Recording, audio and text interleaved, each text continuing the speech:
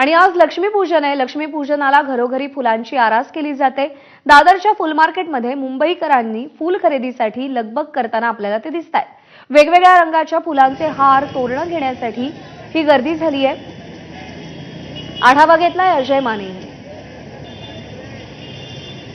दिवाळी सुरू झालेली आहे, सगळीकडे रोषणाई आतिषबाजी सुरू आहे, पण विशेष आकर्षण असतं ते म्हणजे फुलांच्या हार माळ्यांचा। आणि दादरच्या फुल मार्केटचा आपण आढावा घेतोय। खरं तर रंगेबिरंगी फुलांनी हे सजलेलं मार्केट आणि मुंबईतून अनेक भागातून या ठिकाणी फुले खरेदी करण्यासाठी जे ती मुंबईकर या ठिकाणी आलेले असतात। आणि आजही दिवाळीचा तिसरा दिवस लक्ष्मीपूजन आहे, तरी तेवढ्याच मोठी गर्दी जी आहे ती आपल्याला दादर फुल मार्केटमध्ये वेगवेगळ्या रंगांची फुलं विकत घेताना हे सगळे मुंबईकर पाहायला मिळतात। खरं तर फुल मार्केट हे दादरचं नेहमीच आकर्षण असतं।